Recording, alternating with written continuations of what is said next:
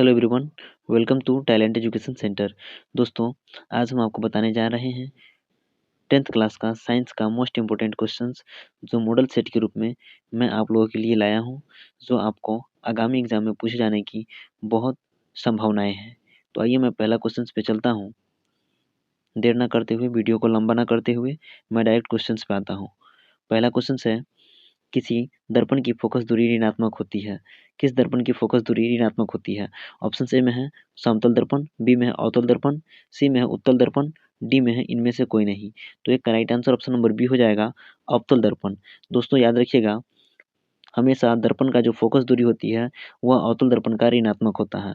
ये बात आप लोग याद रखिएगा। अगले क्वेश्चन में चलते हैं। अगला क्वेश्चन है, दर्पण की फोकस दूरी एफ तथा या और वक्रता त्रिज्या r में क्या संबंध है? दर्पण की फोकस दूरी f और वक्रता त्रिज्या r में क्या संबंध है? ऑप्शन ए में है f बराबर r, बी में है f बराबर r/2, सी में है f बराबर 2r और डी में है f बराबर 3/2r। तो इसका right answer option number B हो जाएगा। f बराबर में r/2r होता है, r/2। f बराबर में क्या होता है दोस्तों? r/2। ओके, अगला क्वेश्चन में चलेंगे। अगला क्वेश्चन आपके सामने ये रहा, सामान्य दृष्टि के लिए स्पष्ट दृष्टि की न्यूनतम दूरी कितनी होती है? तो ऑप्शन से में है 25 मीटर, बी में है 25 सेंटीमीटर, सी में है 25 मिलीमीटर और डी में है इनमें से कोई नहीं। तो तीन का right answer option number B हो जाएगा, 25 सेंटीमीटर। 25 सेंटीमीटर जो होती है वह सामान्य दृष्टि के लिए जो होता है वो न्यूनतम दूरी होता है। ओके, और सामान्य व्यक्ति के दूरदृष्टि जो बोलेंगे कि दूर कितनी तक होता है तो वो अनंत होता है। न्यूनतम बोलेंगे तो वो 25 सेंटीमीटर होता है। ओके, अगला क्वेश्चन है। अगला क्वेश्चन 4 नंबर में, श्वेत प्रकाश का कौन सा रंग वर्ण यानी रंग, क्वेश्चन में वर्ण, वर्ण मतलब रंग, ठीक है, किसी प्रिज्म से गुजरने के पश्चात सबसे कम झुकता है? मतलब श्वेत प्रकाश जो प्रिज्म से होकर गुजरती है वह सबसे कम कौन सा रंग झुकता है? ओके, तो ऑप्शन है आपका 4, बैगनी, नीला, लाल, पीला। तो 4 का right answer option number C हो जाएगा। लाल जो है दोस्तों, ये आपका बहुत कम झुकता है और लाल रंग का तरंग दैर्ध्य सबसे सबसे अधिक होता है। याद रखिएगा, सबसे अधिक किसका तरंग दैर्ध्य होता है? तो लाल का। और सबसे कम कौन झुकता है? तो लाल झुकता है। ओके, प्रिज्म के अंदर, ठीक है। नेक्स्ट क्वेश्चन है, मानव आँख की रेटिना द्वारा बनाई गई छवि होती है। तो मानव आँख के द्वारा जो रेटिना बनाई जाती है वो कैसा होता है, किस प्रकार दिखता है? आइए हम जानते हैं। ऑप्शन ए में है आभासी और सीधा, बी में है वास्तविक और उल्टा, सी में है आभासी और उल्टा, डी में है वास्तविक और सीधा। तो 5 का right answer option number B हो जाएगा, वास्तविक और उल्टा दिखता है। दोस्तों, हम लोग कोई भी चित्र या कोई भी दृश्य देखते हैं वो हमारे आँखों के अंदर वास्तविक और उल्टा ही बनता है, बट उसे हमारा मस्तिष्क उसे सीधा करके प्रतीत करता है, दिखाता है। ओके, नेक्स्ट क्वेश्चन पे आते हैं। आकाश का रंग नीला प्रतीत होता है। क्वेश्चन 6 है, आकाश का रंग नीला प्रतीत होता है, बट क्यों? तो ऑप्शन है 4, इसमें से इसका राइट आंसर हो जाएगा ऑप्शन नंबर बी, प्रकाश के प्रकीर्णन के कारण हमारा आकाश जो है वो नीला प्रतीत होता है। ओके, नेक्स्ट क्वेश्चन है, किस दर्पण से वस्तु का प्रतिबिंब बड़ा बनता है? किस दर्पण से वस्तु का प्रतिबिंब बड़ा बनता है? तो 7 का right answer option number B हो जाएगा, अवतल दर्पण से वस्तु का जो प्रतिबिंब है वो बड़ा बनता है, इसीलिए हम लोग दाढ़ी बनाने में भी उसका उपयोग करते हैं, अवतल दर्पण का। ओके, और अगर बोला जाए कि डॉक्टरी में दांतों को चेक करने के लिए, कान को चेक करने के लिए, गला को चेक करने के लिए किस दर्पण का उपयोग करते हैं डॉक्टर, तो अवतल दर्पण ही होगा वहाँ आंसर। ओके, अगर हमसे पूछें कि साइड मिरर के रूप में, मोटरसाइकिल में साइड मिरर के रूप में किस दर्पण का प्रयोग किया जाता है, तो उसका राइट आंसर उत्तल दर्पण हो जाएगा। ओके, चलते हैं अगला क्वेश्चन में। अगला क्वेश्चन से आपका, निम्नलिखित में कौन सा लेंस निकट दृष्टि दोष को ठीक करने के लिए उपयोग किया जाता है? तो 8 का right answer option number C हो जाएगा, अवतल लेंस। अवतल लेंस का उपयोग दोस्तों निकट दृष्टि दोष को दूर करने के लिए किया जाता है। और याद रखिएगा, अवतल लेंस को, अवतल लेंस को हम लोग अभिसारी लेंस, सॉरी असारी लेंस के नाम से भी जानते हैं, और दर्पण में ठीक इसका उल्टा हो जाता है। आइए हम अगला क्वेश्चन में चलते हैं। नेक्स्ट क्वेश्चन है, निम्नलिखित में से कौन उपकरण विद्युत धारा की उपस्थिति दर्शाता है? ऑप्शन ए में है गैल्वेनोमीटर, बी में है मीटर, सी में जनरेटर और डी में वोल्ट मीटर। तो 9 का राइट आंसर ऑप्शन नंबर ए हो जाएगा, गैल्वेनोमीटर। ओके, नेक्स्ट क्वेश्चन है, दाएं हाथ के अंगूठे के नियम को किसने प्रतिपादित किया था? तो दोस्तों दाएं हाथ के नियम के हमारे फ्लेमिंग साहब ने प्रतिपादित किया था? 10 का right answer option number D हो जाएगा, मैक्सवेल। मैक्सवेल दाएं हाथ के अंगूठे का नियम किसने प्रतिपादित किया था? तो दोस्तों इसका आंसर ऑप्शन नंबर डी होना होकर ऑप्शन नंबर बी में ही होगा, यानी फ्लेमिंग। फ्लेमिंग जो होगा दोस्तों, इसको जो फ्लेमिंग है वो हमारे दाएं हाथ के अंगूठे के नियम दिए थे। ओके, याद रखिएगा बी। ठीक है, नेक्स्ट क्वेश्चन है, विभवांतर का ऐसे मात्रक होता है? विभवांतर का मात्रक वोल्ट होता है। याद रखिएगा, विभवांतर का ऐसे मात्रक क्या होगा? वोल्ट। ठीक है, नेक्स्ट क्वेश्चन है, निम्नलिखित में किस संयोजन द्वारा प्रतिरोध का मान बढ़ता है? तो 12 नंबर का क्वेश्चन का राइट आंसर हो जाएगा श्रेणी क्रम। ऑप्शन नंबर ए राइट हो जाएगा, श्रेणी क्रम। ओके, नेक्स्ट क्वेश्चन है, चुंबकीय बल रेखा की प्रकृति होती है?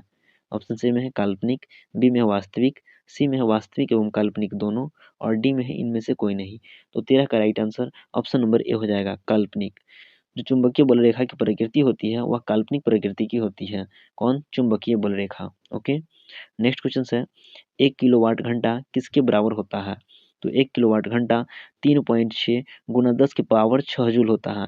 दोस्तों यहाँ 106 नहीं, 10 के पावर 6 जूल है, यानी कि 3.6 गुना 10 के पावर 6 जूल। ओके, तो 14 का right answer option number C होगा, 3.6 गुना 10 के पावर 6 जूल। ठीक है, नेक्स्ट क्वेश्चन है, 15 नंबर में नवीकरणीय ऊर्जा का स्रोत क्या है? नवीकरणीय ऊर्जा का स्रोत क्या है? तो 15 का right answer option number B हो जाएगा, जो हमारे सौर ऊर्जा है वह नवीकरणीय ऊर्जा है।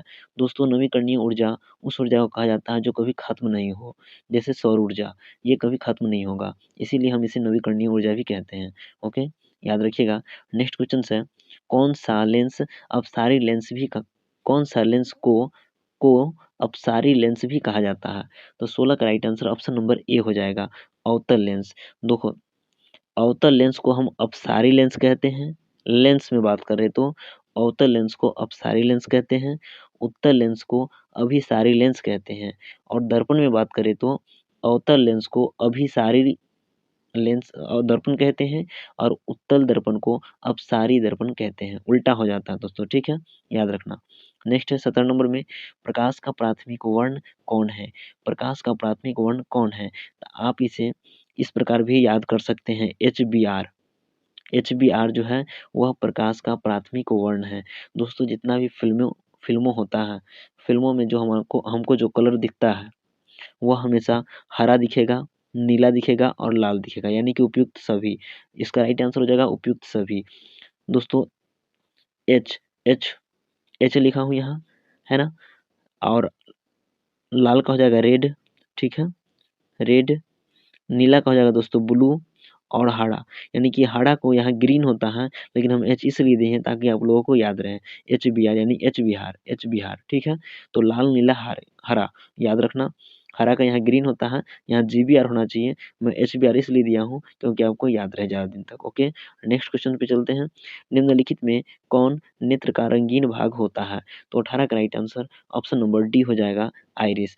जो आइरिस हमारे होते हैं आँख में, वह नेत्र का यानी कि आँख का रंगीन भाग होता है। ठीक है, नेक्स्ट क्वेश्चन है, ये है आपका class 10th science model paper 2023 में, जो कि बहुत ज़्यादा संभावनाएं हैं इस सीरीज से पूछा जाएगा क्वेश्चन। तो आप लोग इस PDF को अच्छे से रीड कीजिए, पढ़िए, और अच्छा लगे तो आप अपने दोस्तों को शेयर कर दीजिएगा, सब्सक्राइब कीजिएगा चैनल को। चलिए दोस्तों, वीडियो को लंबा ना करते हुए हम अगले क्वेश्चन पे चलते हैं। तो पहला क्वेश्चन, 19 नंबर का क्वेश्चन है, 1 HP बराबर होता है? तो 1 HP बराबर, यानी HP का मतलब होता है हॉर्स पावर। ठीक है, हॉर्स पावर का मतलब होता है अश्व शक्ति, हिंदी में कहें तो एक अश्व शक्ति या एक हॉर्स पावर बराबर होता है हमारा 746 वाट। याद रखना, 746 वाट। नेक्स्ट क्वेश्चन है, विशालक शीशा, विशालक शीशा को हम लोग बोलते हैं magnifying glass.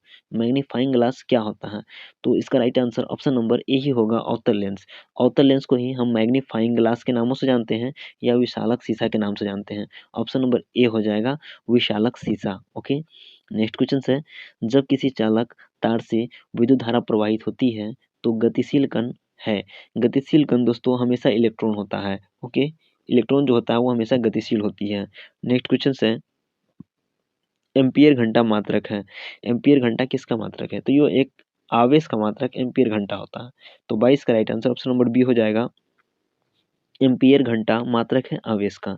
Okay, next question है, निम्नलिखित में कौन सा मात्रक वाट के बराबर है? तो दोस्तों वाट के बराबर कौन सा मात्रक है, आइए हम देखते हैं। ऑप्शन से में है जूल पर सेकेंड। जे बाई एस का मतलब क्या होता है दोस्तों, जूल पर सेकेंड। ओके, फिर जूल सेकेंड और सेकेंड पर जूल, इनमें से कोई नहीं। तो 23 का राइट आंसर हो जाएगा आपका ऑप्शन नंबर ए, जूल पर सेकेंड हो जाएगा। नेक्स्ट क्वेश्चन है, विद्युत धारा का मात्रक क्या है? तो विद्युत धारा का मात्रक दोस्तों एम्पियर है। विद्युत धारा का मात्रक क्या है, एम्पियर। ओके, नेक्स्ट क्वेश्चन है, ग्लोबल वार्मिंग के लिए उत्तरदायी गैस कौन है? तो दोस्तों ग्लोबल वार्मिंग के लिए उत्तरदायी होने के लिए गैस बहुत है, लेकिन मुख्यतः रूप से हम लोग कार्बन डाइऑक्साइड को मानते हैं। ठीक है, 25 नंबर का सी राइट आंसर हो जाएगा। ओके, नेक्स्ट क्वेश्चन है, शरीर में भोजन का पचना किस प्रकार का अभिक्रिया है?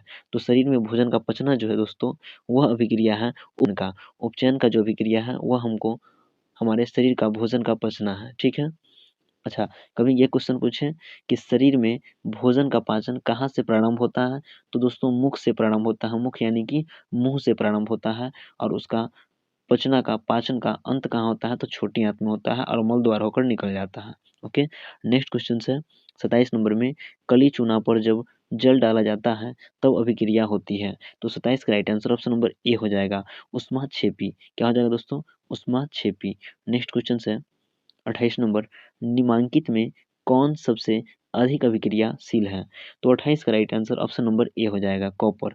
दोस्तों आप लोग बोलिएगा तो कमेंट कीजिएगा। अगर अभिक्रियाशील लिस्ट चाहिए तो मैं आपको वीडियो के माध्यम से या पीडीएफ के माध्यम से आपको ग्रुप में डाल दूंगा, या नहीं तो मैं आपको यूट्यूब पर ही बता दूंगा।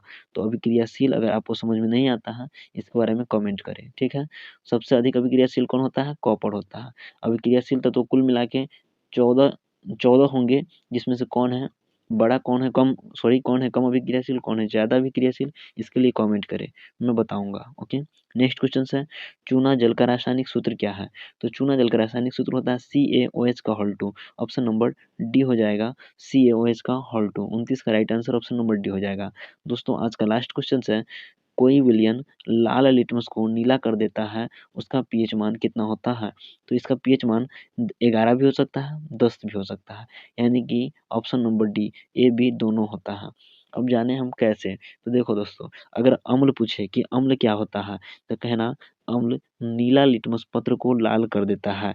एक याद रखना तरीका, अनीला, नीला, अनीला। अनीला का मतलब है अ से अमल, नी से नीला, ला से लाल। अनीला यानी कि अमल नीला को लाल कर देता है, नीला को लाल कर देता है। ठीक है, इसके बाद लाल को नीला कौन करता है, यानी इसका उल्टा पूछे तो कहना क्षार करता है। ठीक है, क्षार। तो अम्ल जो होता है वह 0 से 7 तक क्या होता है, अम्ल होता है। ठीक है, और 7 से 14 तक क्या होता है, क्षार होता है। तो 11 और 10, देखो ना यहाँ लाल लिटमस को नीला कर देता है, यानी कि क्षार करता है। तो 10 और 11, ये 7 और 14 के बीच में होगा, इसीलिए ये क्या होगा, क्षार होगा, और ये लाल लिटमस को नीला करता है। ठीक है, तो आज इस वीडियो को यहीं तक रखते हैं, मिलते हैं अगले नेक्स्ट क्लास में। तब तक के लिए टेक केयर, जय हिंद। वीडियो को लाइक कीजिएगा, शेयर कीजिएगा, सब्सक्राइब कीजिएगा। जय हिंद।